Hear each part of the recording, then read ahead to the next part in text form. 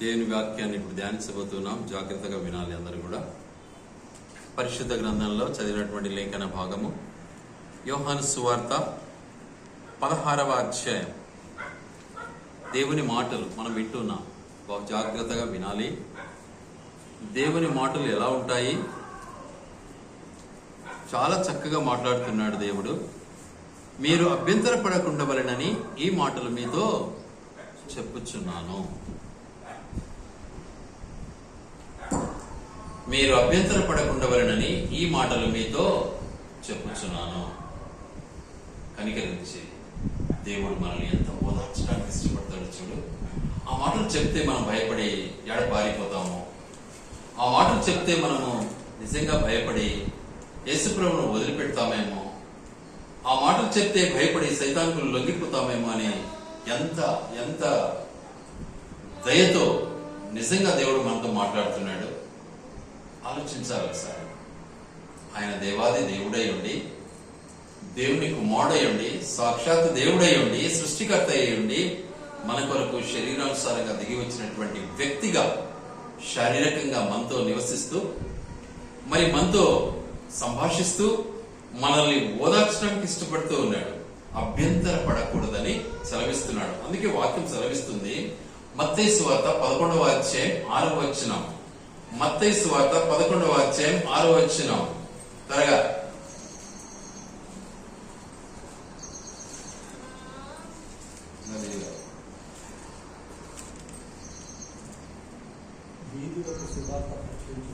మరియు నా విషయమై అభ్యంతరపడని గడి చదవాల అభ్యంతరపడని వాడు ధన్యుడని ఉత్తరం ఇచ్చను. చూసారా, దేవుడు ఏదైతే మనకు బోధిస్తాడో, ఏ విషయాలైతే మనకు చెప్తాడో, ఆ విషయంలో మనము మోమాటం లేకుండా, ఆటంకం లేకుండా దాన్ని మనం స్వీకరించినట్లయితే మనం ధన్యులమవుతాం. దేవుని మాట ఇది.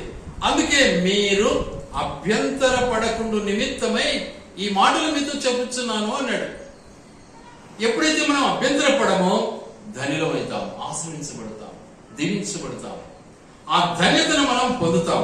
ఎందుకు అంటే ఆయన మాటలు ఎలా ఉంటాయి? అద్భుతమైనటువంటి మాటలు. అవి ఏమన్నా బ్లాక్ బోర్డ్ పైన చాక్ పీస్ తో రాసిన తర్వాత డస్టర్ పెట్టి తుడిచినట్లుంటాయా? చూద్దాం ఆ మాటలు ఒకసారి. మార్కు సువార్త 13:31. మార్కు సువార్త 13:31.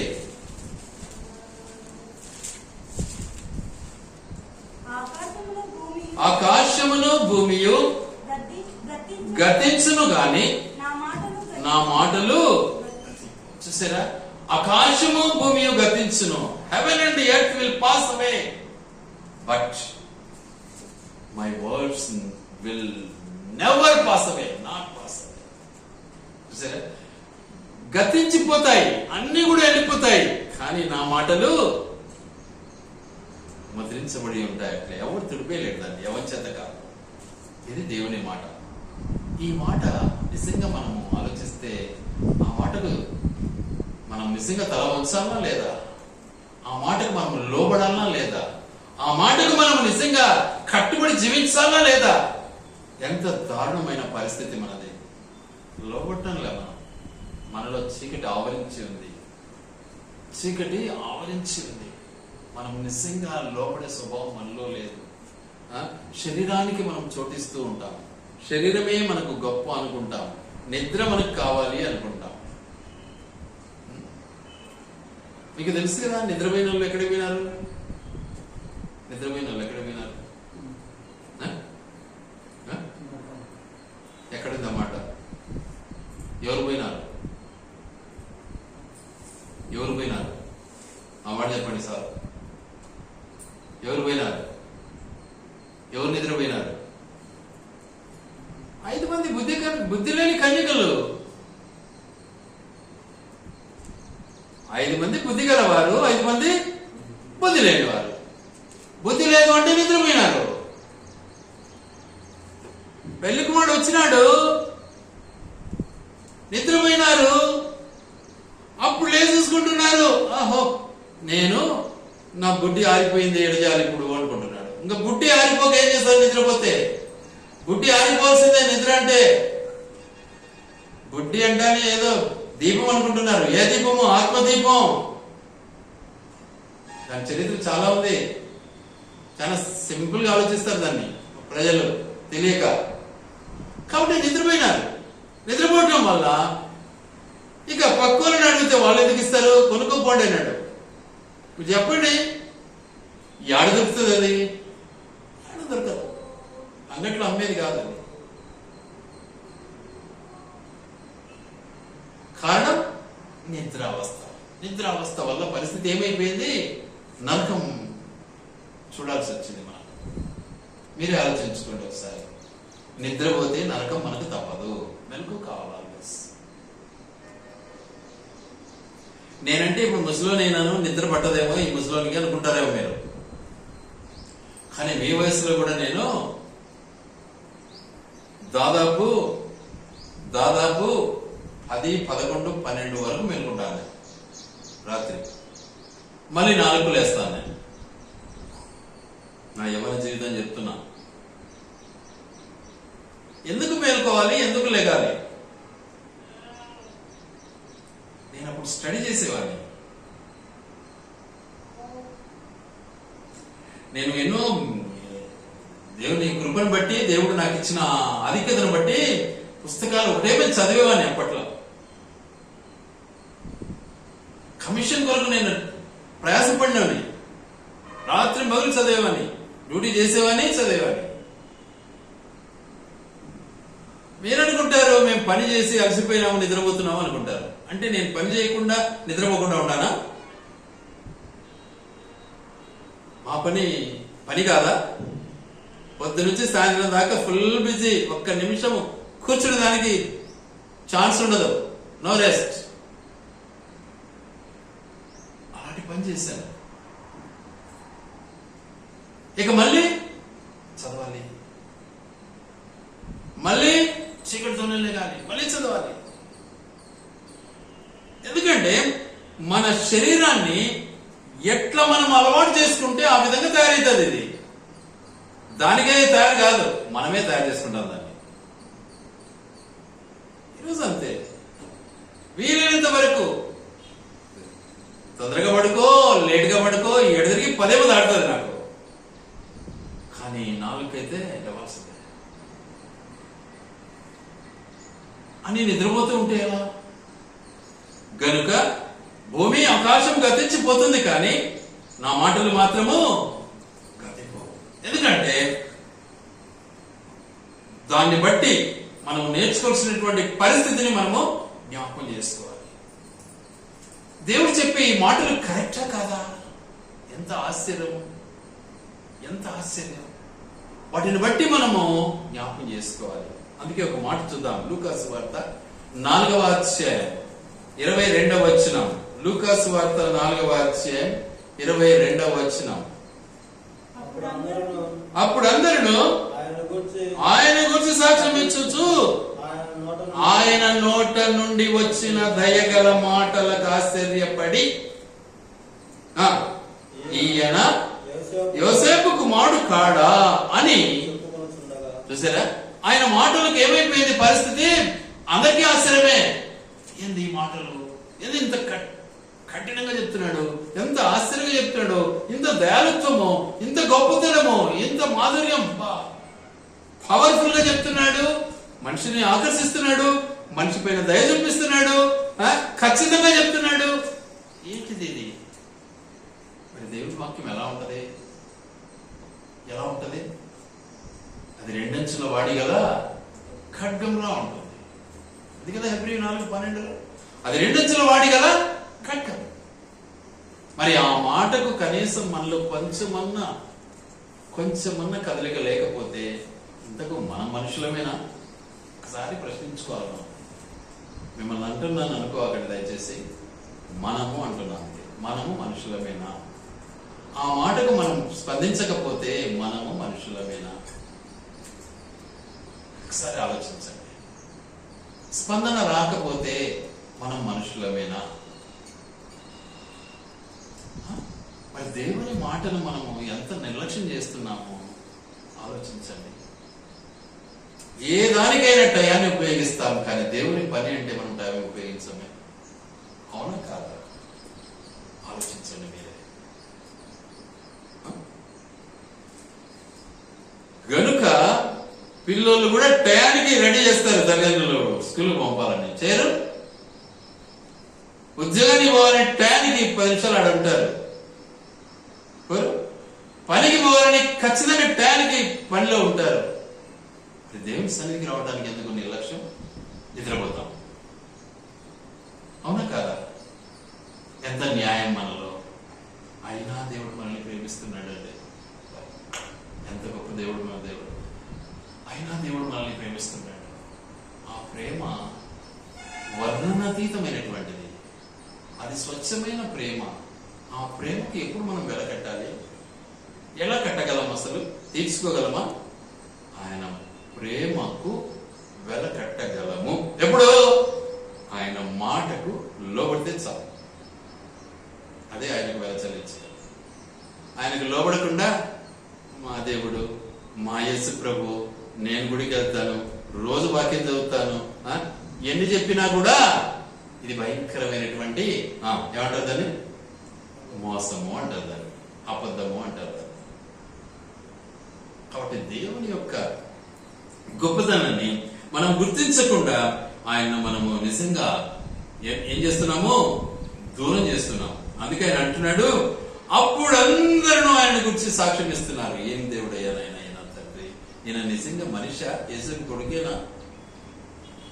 ఇంతకు మనిషేనా? దేవుడు, దేవాది దేవుడు. కానీ మనిషిగానే ప్రవర్తిస్తున్నాడు, మనిషిగానే మాట్లాడుతున్నాడు, మనిషితోనే ఉన్నాడు, మనిషిలోనే ఉన్నాడు. అలాంటి దేవుడు మనకు దొరికితే మనం నిర్లక్ష్యం చేసి ఏం ప్రయోజనం చెప్పండి మీరే? అయినా మన దేవుడు మనల్ని ఏం చేస్తున్నాడు? ప్రేమిస్తున్నాడు. ఎలా వాక్యం చెప్తాడు? అధికారంతో వాక్యం చెప్తాడు. కొందరు మెత్తగా చెప్తారు, నున్నగా చెప్తారు. అబ్బా వాళ్ళ తీయగా ఉంది అనుకుంటారు కొందరైతే. అట్లుంటుందే వాక్యము. చూడండి ఎట్లుంటుందో వాక్యము. 32వ వచనం. ఆ సమాజం ఆయన వాక్యము అధికారముతో కూడినదై ఉండెను. ఎట్లుంది? ఆయన చెప్తా అంటే మాటలు అధికారికంగా చెప్తాడు.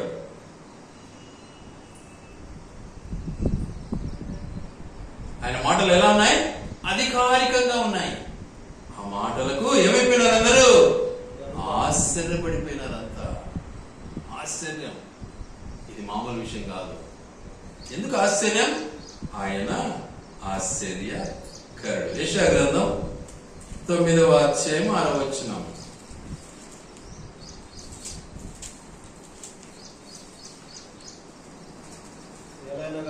ఏలైనగా మనకు శిశువు పుట్టెను, మనకు కుమారుడు అనుగ్రహింపబడెను, ఆయన భూమి భుజము మీద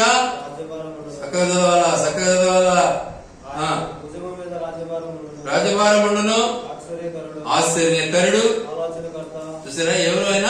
ఆశ్చర్యకరుడు. ఆయన మాటలు ఎలా ఉంటాయి? ఆశ్చర్యంగా ఉంటాయి. ఆలోచనకర్త ఆయన. ఆయన మాటలు ఎలా ఉంటాయి? ఆలోచింపజేస్తాయి. తర్వాత ఆయన బలవంతుడైన దేవుడు. బలంగా ఉంటాయి ఆయన మాటలు, మామూలుగా ఉండవు. తర్వాత ఆయన తండ్రిగా నిన్ను బిడ్డలా ప్రేమిస్తాడు. ఆయన తండ్రిగా నిన్ను బిడ్డలా ప్రేమిస్తాడు. ఎల్లప్పుడు నీకు సమాధానం ఇవ్వాలని ఇష్టపడతాడు, కానీ నిన్ను బజార్ కిడ్సాలని ఇష్టపడ్డాడు. మనమైతే ఇప్పుడు బజార్ కిడ్సాలని ఇష్టపడుతుంటాం ఒకరినొకరు. అవునా కాదా?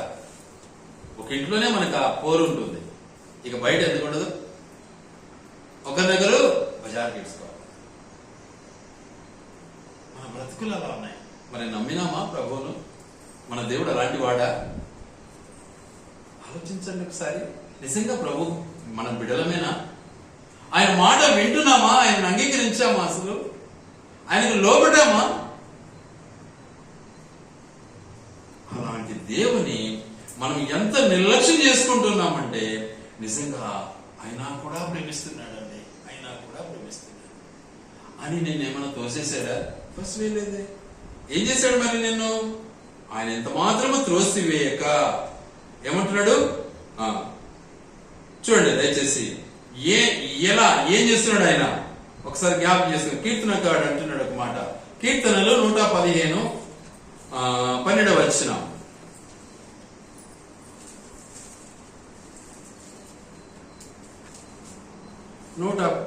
అంటే 15:12 వచనం.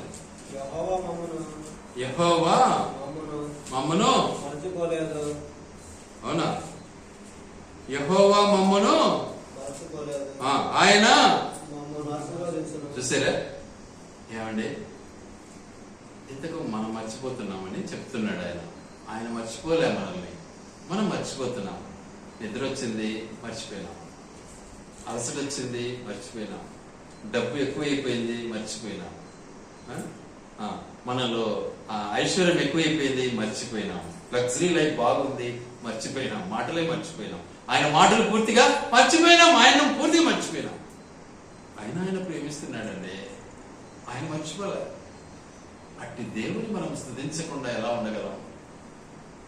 మనము మరచినా ఆయన మర్చేవాడు కాదు, మనము మర్చిపోయినా కూడా ఆయన మర్చేవాడు కాదు. ఇంకొక చాట ఏముంటుందంటే 145వ కీర్తన 45-47.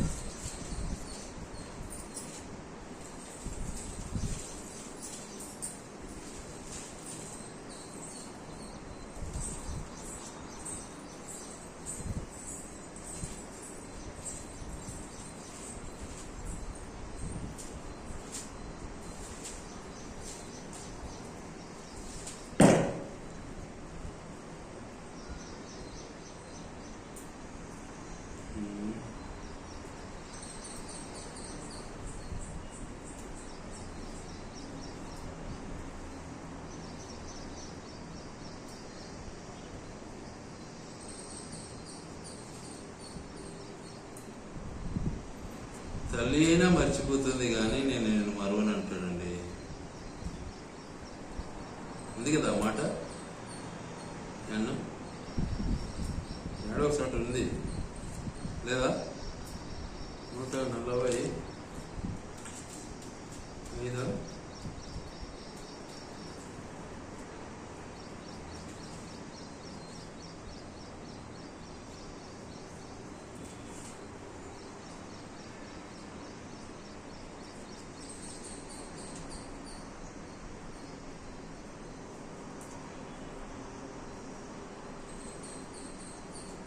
మీరు చూడరా అసలు?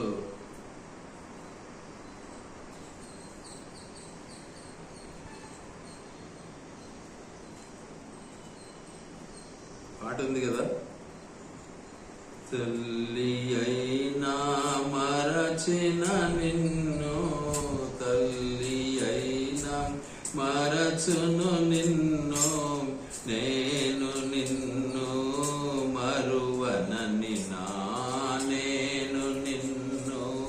మరువనని నా నమ్మకమైన నా ప్రభువా, నమ్మకమైన నా ప్రభువా.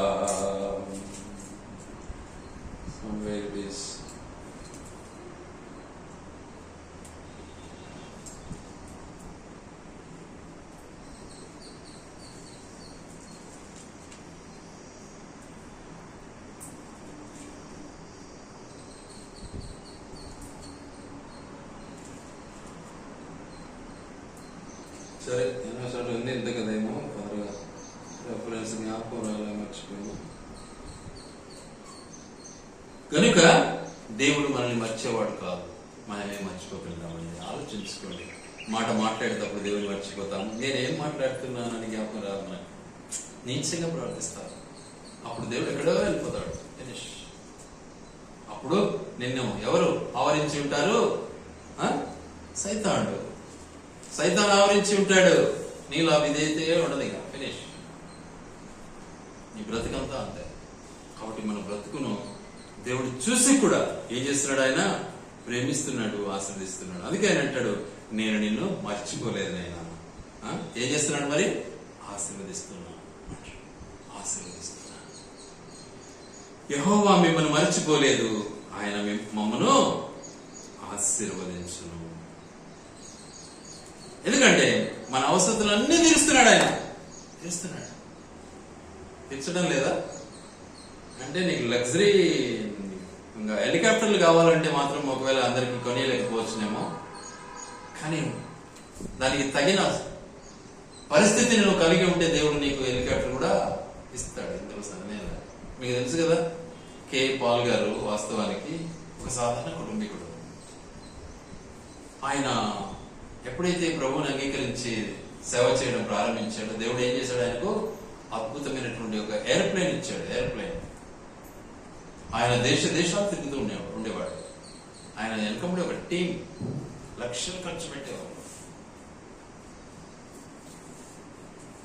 చూసారా, దేవుడు ఇస్తాడు. కానీ నా జీవితంలో ఆయన మాటకి మనం ఎంత విలువ ఇస్తున్నామో ఒకసారి ఆలోచించాలి. వాటికి మనము నిజంగా విలువ ఇచ్చినట్లయితే దేవుడు తప్పకుండా మనల్ని ఆశీర్వదించడానికి ఇష్టపడతాడు. అందుకనే దేవుని మనం మర్చిపోకూడదు. చాలా వరకు మర్చిపోతుంటాం. ఎలా మర్చిపోతాం చూపిస్తాను ఒకసారి. యోహాను సువార్త 9వ అధ్యాయం. యోహాను సువార్త 9వ అధ్యాయం 22వ వచనం.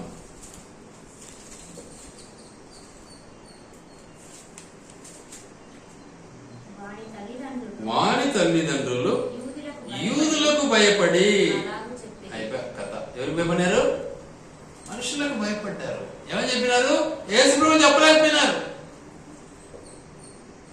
నువ్వు నేను కూడా ఆ పని చేస్తున్నాం. ఇప్పుడు ప్రజెంట్ చేస్తున్నాము లేకపో ఒక్కసారి మన యొక్క హృదయం పైన చేయి పెట్టుకొని ఒక్కసారి పరీక్షించుకోండి. ఆ మాట చెప్తున్నామా లేదా చూసుకోండి ఒకసారి. ప్రజెంట్ పొజిషన్ చెప్తున్నా నేను. ఆ విధంగా మనం అబద్ధం ఆడుతున్నామా లేదా ఒక్కసారి పరిశీలించుకోండి. వాళ్ళు ఆ పని చేస్తారు. యేసు ప్రభు బాగా చేశాడు అంటే సముదాయం మనల్ని వెలివేస్తారు ఇక యూదులు. కాబట్టి వాడిని అడుకో, మాకే తెలుసు అన్నారు. తల్లిదండ్రులే అన్నారు అన్నమాట. ఆ తర్వాత వాడు చెప్పాడు, యేసే నాకు బాగా చేశాడని. తర్వాత చెప్పాడు, మీరు కూడా బాగా ఆడాలనుకుంటున్నారా? ఆయన కాడికి వెళ్ళి మాకేం కరం పట్టిందిరా అంటారు వీళ్ళు గొప్పలు. ఈ పొద్దుకే అలమటిస్తున్నారు, కష్టపడుతున్నారు, బాధపడుతున్నారు. మనందరికి వెల చెల్లించాడు, కానీ వాళ్ళకి వెల ఇంకా చెల్లించాలి. ఎందుకంటే వాళ్ళు ఇండివిజువల్ గా వెల చెల్లించాలి. ఎవరు?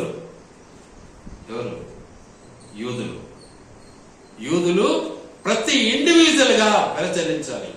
అందుకే వాళ్లకు ఏముంది, ఏమంటారు దాన్ని, ఏమంటారు? సున్నతి అంటారు దాన్ని తెలుగులో. ఇంగ్లీష్ లో సర్కంస్టెన్సెస్ అంటారు. వాళ్ళ రక్తం చెల్లించాలి ఖచ్చితంగా. కానీ మనం చెల్లించాం. మన కొరకు మన ప్రభువు చెల్లించాడు కాబట్టి అని మనం ఏమైనా ఆయన లోబడి జీవిస్తున్నామా చూసుకోండి. ఒకసారి హృదయ పరీక్షలు చేసుకోండి. స్వీయ పరీక్ష చేసుకోకపోతే మనుషులకు కాలే. మన సొంత పరీక్ష చేసుకోవాలా, మన హృదయాన్ని పరీక్షించుకోవాలి. మనం నేనేం చేస్తున్నాను, ఎలా వెళ్తున్నాను, నా నడక ఎలా ఉంది, నా మాటలు ఎలా ఉన్నాయి, నేనే కనపడాలనుకుంటున్నానా, నన్నే అందరు మంచోళ్ళు అనాలా? దేవుడు మంచోడు కదా, ఆలోచించాలి. కాబట్టి మన బ్రతుకును ఒకసారి పరిశీలించుకుంటే ధనులమవుతాము. దేవుడు మనకు చేసిన మేలు, ఆశ్చర్య కార్యాలన్నింటిని బట్టి మనం దేవుని స్తుతిస్తాం. ఎన్ని ఆశ్చర్య కార్యాలు చేస్తున్నాడు. పొద్దున్న లేసాల నుండి ఆశ్చర్యమే మనకు మన జీవితంలో. ఎలా మర్చిపోతారు? కనీసం నిద్ర నుంచి లేపబడ్డావు, జీవంతో ఉన్నావు అంటే దేవుడు నిన్ను బ్రతికించాడు అంతే. ఎందుకంటే జీవం నీది కాదు, మీ అమ్మ సొత్తు కాదు. నీదే, ప్రాణం నీదే. ఎందుకు కృతజ్ఞత లేకుండా బ్రతుకుతాం మనం?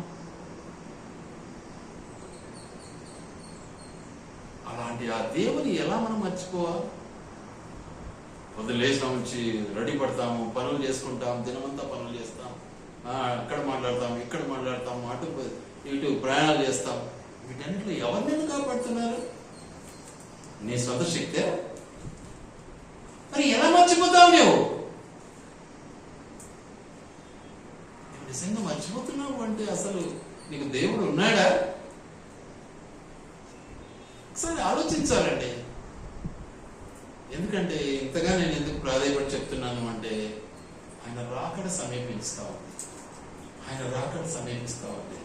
ఆయన బిడ్డగా నువ్వు లేకపోతే ఖచ్చితంగా నరకానికి వెళ్తావు. ఇందులో సందేహం లేదు. నో సందేహం. ఏమన్నాడు వాక్యంలో దేవుడు? ఒకడు ఎత్తబడును, ఒకడు వదిలిపెట్టబడును అన్నది. అంటే ఎంతమంది పైకి పోతారు? ఆయన మాట ప్రకారం చెప్తున్నా, ఎంతమంది పైకి పోతారు? ఒకడు పైకి పోతాడు, ఒకడు కింద ఉంటాడు. అంటే ఎంతమంది పోతారు పైకి? ఒకడేనా? 50% పైకి పోతారు, 50% కింద ఉంటారు. చూసుకో. మరొక చోట ఏమని రాసింది తెలుసా? 3 భాగాలలో 2 భాగాలు చచ్చిపోతారు. ఒక భాగం మాత్రమే శుద్ధ సువర్ణం వలె ఆయన వాళ్ళను సిద్ధపరిచి తీసుకెళ్తాడు అని జకర్యా గ్రంథంలో ఉంది. చూసుకోండి ఒకసారి. గతంలో చెప్పాను ఈ మాటలు. కాబట్టి మనం రోజుకు రోజుకు మాట వింటూ రోజుకు రోజుకు ఏం కావాలా? ఇంప్రూవ్మెంట్ కావాలండి. రోజుకు రోజుకు మనము బాగుపడాలా. రోజుకు రోజుకు దిగజారిపోతూ ఉంటే మనమేం దేవుని బిడ్డలమవుతాం? సైతాన్ బిడ్డలమే. రోజుకు రోజుకు మనలో ఇంప్రూవ్మెంట్ కావాలి. దినదినము వాక్యం చదువుతున్నాము అంటే మార్పు రావాలి.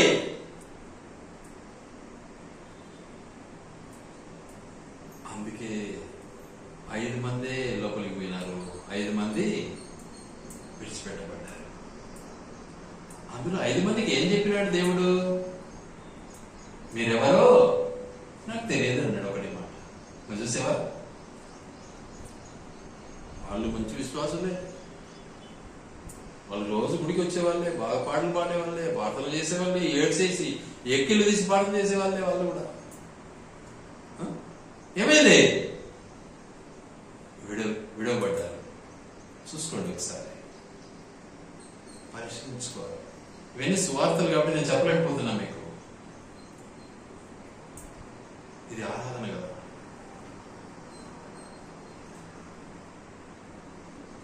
కాబట్టి మన బ్రతుకులను ఒక్కసారి మనం పరిశీలించుకోవాలా, జాగ్రత్త పడాలా.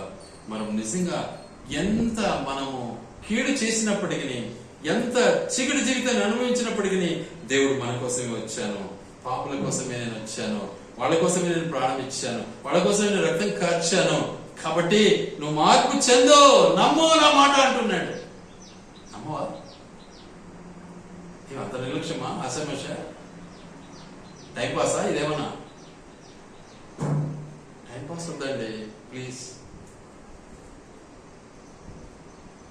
అందుకే నా జీవితంలో నేను ఒకటే నిర్ణయం తీసుకున్నా. బ్రతికినంత వరకు, శక్తి ఇచ్చినంత వరకు పరిగెత్తాల దేవుని కోసం. అంతే. నిద్రపో ఛాన్స్ లేదు. ఒకే నిర్ణయం. ఇంకా అసలునే అయిపోయినాను కానీ పండుకొని నిద్రపోవాలని ఆశ లేదు నాకు.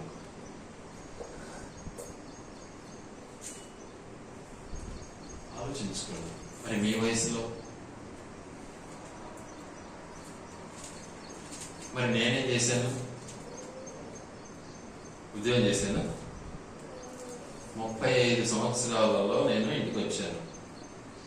ఉద్యోగం రిజైన్ చేసి 35 సంవత్సరాలలో అప్పుడు ఎట్లుంటా? స్ట్రాంగ్ ఉన్నా. 35 సంవత్సరాలలో నా యొక్క శరీరాన్ని, ఆత్మదేహాన్ని దేవునికి అప్పగించేసిన. పనులు చేత కాకనా, శక్తి లేకనా, దేవుడు అన్ని ఇచ్చాడు నాకు. అన్ని ఇచ్చాడు, తన పని కొరకు పిలిచాడు. అన్ని ఇచ్చాడు, పని కొరకు పిలిచాడు. తట్టుకో నేను 10 రూపాయలు సంపాదించుకోవాలి అందున. ఆలోచన చేసుకోండి ఒకసారి, హృదయ పరిశోధన చేసుకోండి మీరే. ఆయన దేవుడు మనల్ని పోషిస్తున్నాడు, మనల్ని ఆస్వాదిస్తూ ఉన్నాడు. నిజంగా ఈరోజు ఆయన సన్నిధిలో మనం కూర్చున్నామంటే ఆయన మహాకృప ద్వారానే కూర్చున్నామండి. మన శక్తి భక్తి కాలేదు. మీరేమన్నా ఏదో ఎన్నో గట్ట మేము వచ్చాము మళ్ళా అనుకుంటారేమో. కాదు, ఎన్నో గట్ట నువ్వు రావాల్సిన అవసరం లే. ఆయన నిజంగానే నమ్మింటే ఆటోమేటిక్ నువ్వు వస్తావు అంతే, నా కోసం కాదు.